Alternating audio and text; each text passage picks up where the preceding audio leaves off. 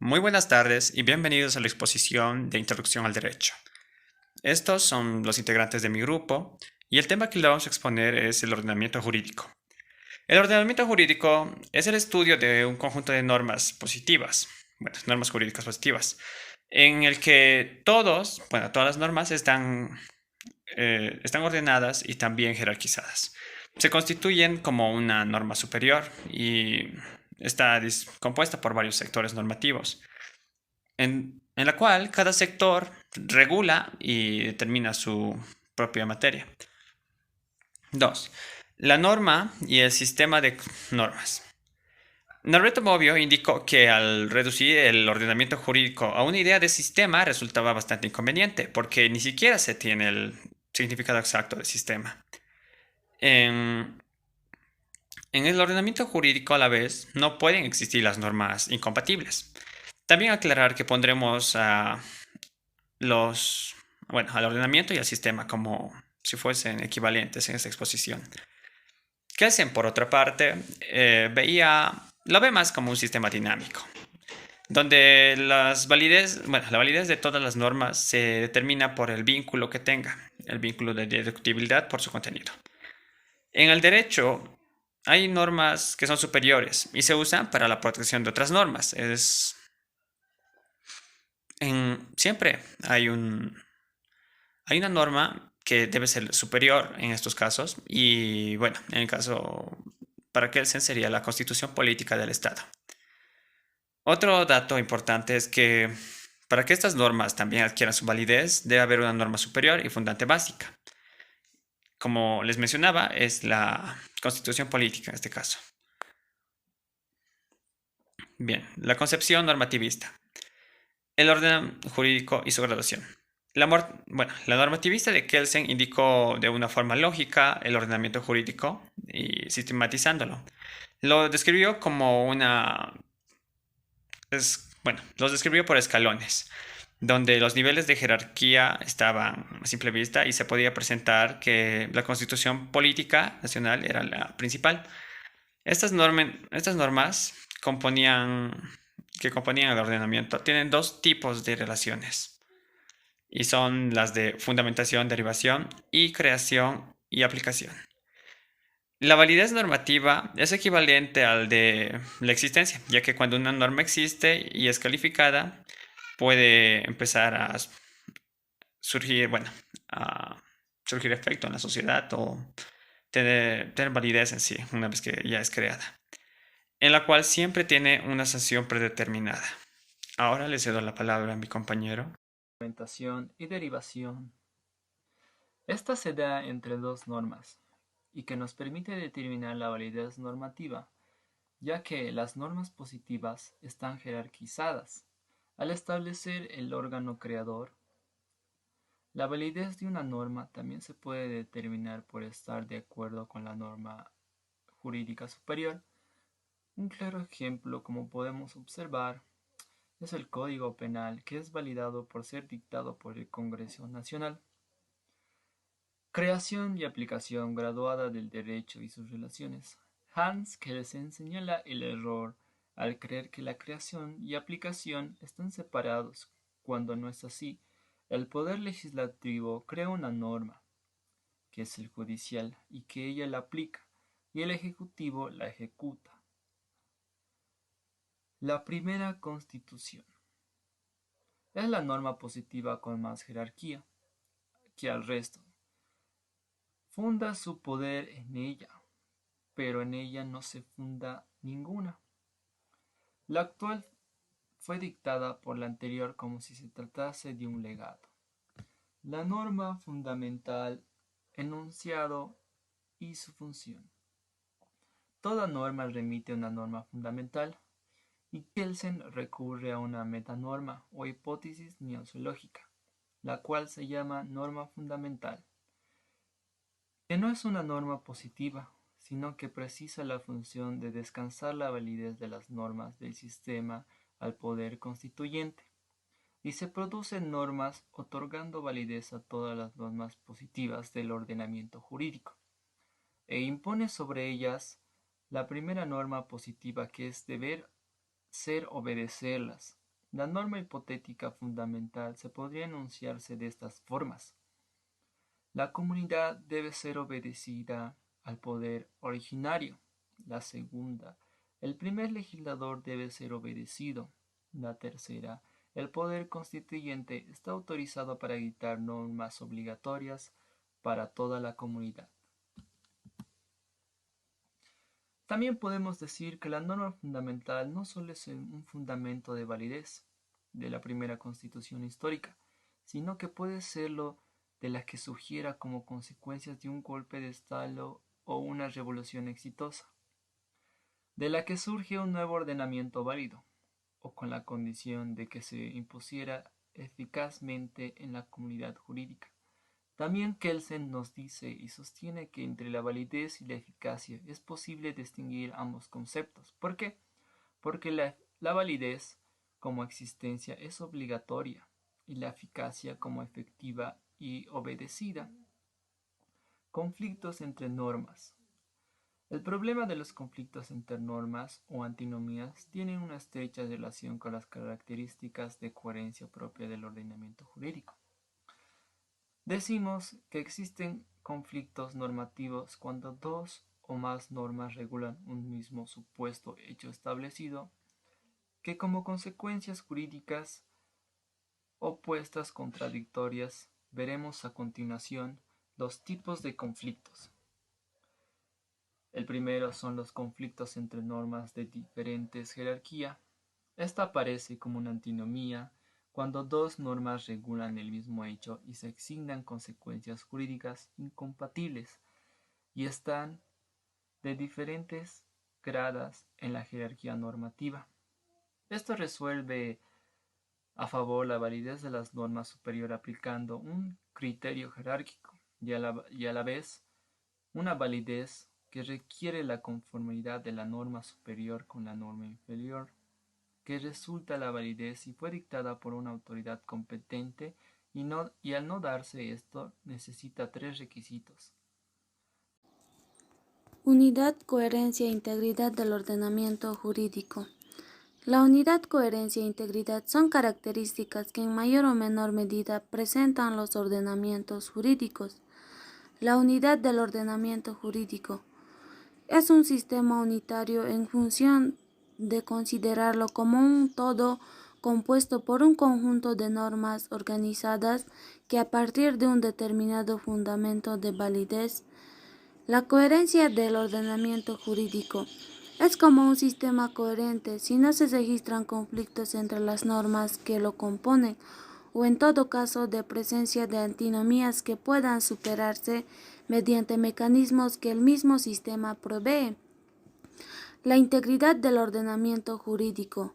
Se considera un ordenamiento jurídico que es íntegro cuando para todo caso que se presenta en la realidad existe una norma que lo contempla y con una integridad o plenitud del ordenamiento que implica la ausencia de lagunas normativas.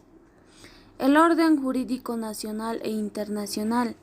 Existe un ordenamiento jurídico nacional que tiene vigencia en el territorio de un Estado determinado. También existe un orden jurídico internacional que regula las relaciones de los diversos estados entre sí, como el derecho internacional público y las que se dan entre distintos estados, como es el derecho internacional privado, integrado por diversas normas y como los pactos, tratados entre los estados o la costumbre jurídica internacional.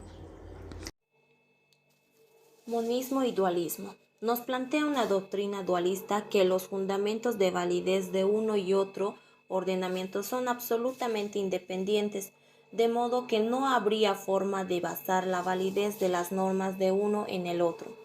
Carlos Nino entiende que la posición más coherente es la que se ajusta al sentido común, que considera el sistema independiente, el derecho internacional y cada uno de los sistemas nacionales, por ser distintos conjuntos de normas reconocidas como soberanas que constituyen la base de cada uno de tales sistemas.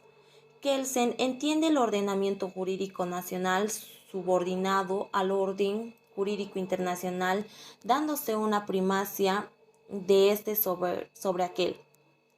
La validez del ordenamiento jurídico nacional depende del orden internacional, tanto que la norma fundamental del ordenamiento jurídico nacional es una norma positiva del derecho internacional, en cuanto establece la obediencia de un orden jurídico eficaz.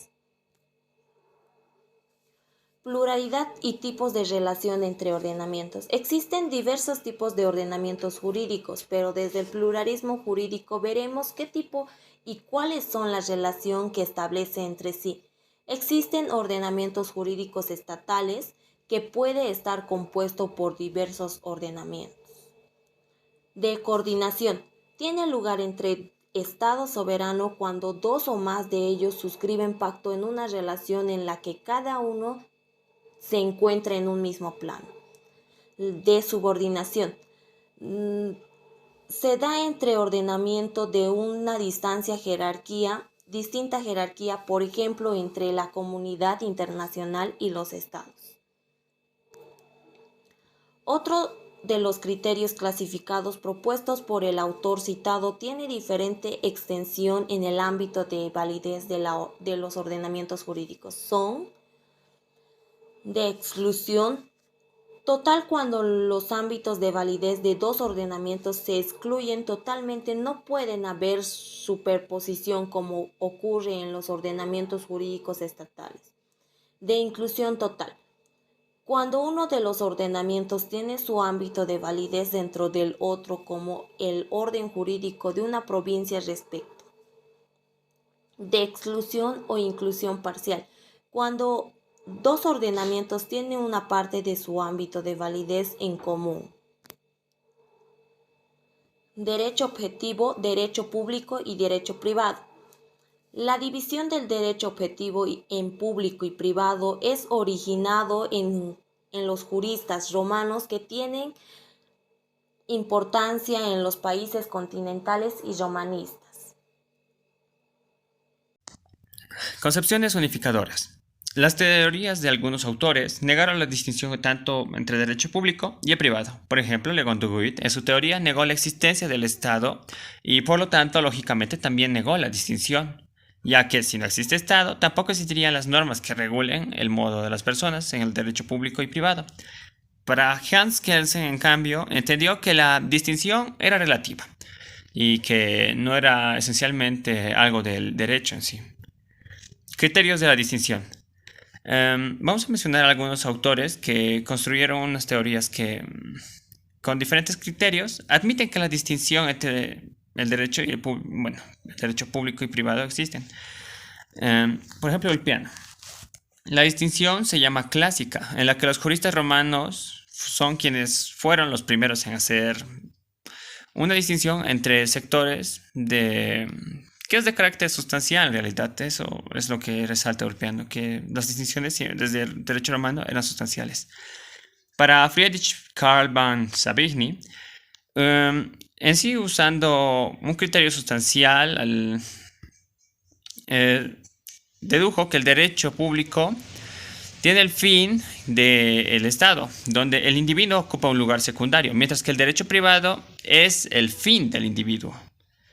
Para George Jelinek, su distinción fue en función a un plano en el que estableció que el derecho privado regulaba relaciones de personas particulares entre sí y el derecho público regula las relaciones entre el Estado y las personas. Las ramas del derecho, nociones elementales. El ordenamiento jurídico es una unidad, pero que puede dividirse en varias ramas. Todas las relaciones jurídicas pueden presentar bien un aspecto público o uno privado, por lo que su distinción se hacía conforme a un predominio de uno a otro respecto a las ramas que cada uno tenía. En cuanto al derecho constitucional, este regula la organización de la estructura del Estado, en cuanto a la distribución de componentes en los órganos y así como concierne a los derechos fundamentales de cada individuo. En cuanto al derecho administrativo, es quien regula la organización y el funcionamiento de los servicios públicos, en beneficio de la comunidad, claramente.